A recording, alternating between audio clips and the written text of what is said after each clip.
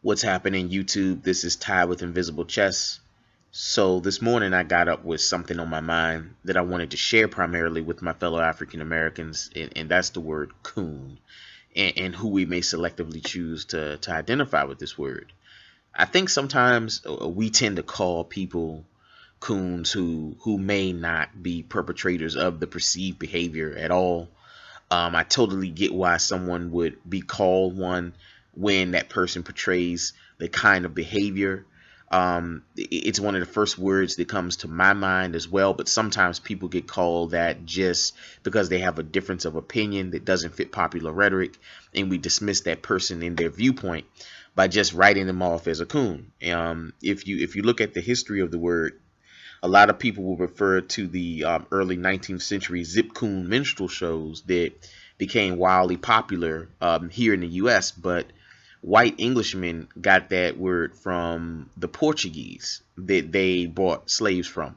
When the Portuguese was selling slaves, they kept them in a little storage shed they call a barracus. Forgive my faint attempt at the accent on that, but the English couldn't pronounce this either, so they would say barracoon.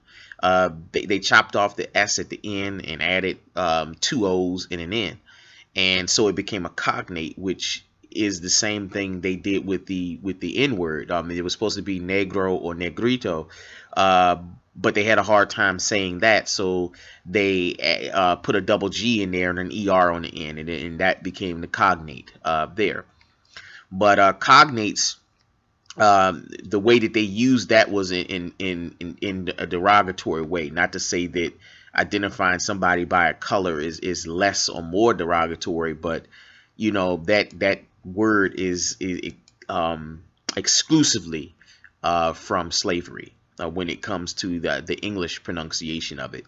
Now, early in the Portuguese slave trade, slaves were initially told they were going to work for some important person, a chief or a king in some other land. In African culture, this is kind of an honor to work for an important person and bring honor to one's household and tribe. They were told their family would be rewarded with wealth for their service, so they were anxious to meet whomever they were going to work for, and they were kept in these barracus, or barracoons as the English put it. They didn't know what the concept of a prison was, because in Africa back then, tribal life took a lot of work to maintain, which is why tribes had big families and settled together. The idea of housing somebody against their will while feeding and watering them, it just wasn't part of their culture. It wasn't economic. Instead, they'd put you in service to some other tribe, exile you, or kill you if it was like war. If you were, a part of a warrior, an opponent. Slaves that were waiting in these sheds didn't know they were going to be chattel property. When other European buyers showed up to get their property, the slave was always anxious or excited like a servile puppy, because in their mind, they thought they were going to serve someone great and earn wealth for their family. And whites thought this was amusing, so they would purchase them from these barracus or barracoons. Of course, once they got on a ship, there was a confusion because they'd be introduced to chains and beatings at random. So soon after that, they learned what chattel was, and eventually, instead of telling lies to Africans to continue to get them to be compliant with being sold to whites and other blacks who were doing the selling, they just took them by force. Once the trade took off and business was booming, and people realized that their loved ones were just disappearing at random. Long story short, whites developed these minstrel shows mocking the happy slave who didn't know he or she was a slave, and they created these caricatures for certain types of behaviors, and they took the word barracus, which later became known as which they call barracoon, but later became known as barracks, like military barracks. They took that word, they took the N off of it, coon, and they created this caricature called Zip Coon, and all of the minstrel shows, they called them coon shows. And then of course any black person that they saw, they would call a coon, especially if you try to exhibit any intelligence at all. They would say, hey, you're a coon, you know, because the whole point of the Zip Coon shows, you know, that the character Zip Coon from the minstrel shows is, it was a way for them to make fun of free blacks or blacks who had some who they felt showed some intelligence. They could basically, they made this character that's really a bumbling idiot, but dresses like he's from high society, but doesn't really, but still dresses somewhat like a hobo kind of type character. So the people who played these characters, they were generally poorer whites that danced and would sing for coins in the street or on stage. So their job was degrading enough. So they, a way for them to, I guess you could say, make light out of their situation is they would play characters, they would play these caricatures of black people to denigrate our people so that it didn't seem so bad that they had to do what they had to do to earn coins.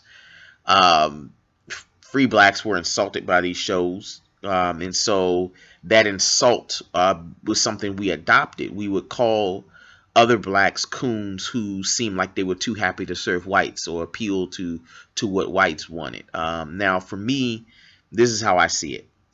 I definitely think there are a lot of people out there that do this behavior, but just because someone has a different opinion on a matter, you know, that we're also passionate about, doesn't make them servants to whites. The people I hold some contempt for are those who go out of their way to regale non-black audiences by denigrating, you know, our people. And those who go out there and play the stereotype, those are another people that I consider to be coons. The people who go out there and, you know I'm going to say it and you're going to hate it, but they go out there and they do the stereotypical thing. They have their pants under their kneecaps and they're walking around. It's clownish. And that's what I consider. But just to call somebody that solely for having a difference of opinion, I was called that once because I had an opinion about the whole Baltimore and Ferguson riots, and I corrected the person who called me that. I said, look, if I was one of those, I'd be going to white folks complaining and discussing our business as if I were trying to disassociate somehow. But obviously that's not the case. I'd rather talk to you, you know, talk to our people about some of these things and have a discussion, because at the end of the day, we're all we have. And so it's better, I feel that it's better that we have these discussions so that everybody can put their opinion on the table and we're not short-sighted. No, I don't think I'm the smartest person in the room. No one is, but that's why we have to talk and put these opinions out there so we can all, you know, get a wider perspective so we can make a more, a better decision. But a perfect example, again, 2009 or 2010, you had this judge out in Fulton in Atlanta, and he was a Fulton Superior Court judge that asked the white people in the room to clear out during proceedings while he talked to the black people. And the reason why is because he would imagine a man his age and he's sitting up there in the bench and he's seeing case after case after case of black people being herded into court. And he's reviewing these cases. He knows which ones are bogus and which ones are real. And he's seeing how a lot of the youth are doing crazy things. And so he just cleared the room so that he could have a word with our people. And some people took offense to that. And I understand. Maybe in hindsight, he might not have done it again. But he was just moved. He was touched. He just needed to talk to his people. Now, he could have carried on and gave them a speech and all this stuff in front of white folk. And they probably would have been very happy. They probably would have been like, he's judge of the year and all this stuff. But he chose to have this conversation in confidence with our people. And it's something that I think I would have done. But the world doesn't look at us as being different. We're all black in the world's eyes. So we have to deal with our issues. And it's hard to do that when only rhetoric is allowed. When the only thing you want me to say is what you want to hear. I may say what you want to hear 60 to 70% of the time, but not always. That would be to devoid ourselves of any type of conscience or sentient beings, or, with our own mind to think for ourselves.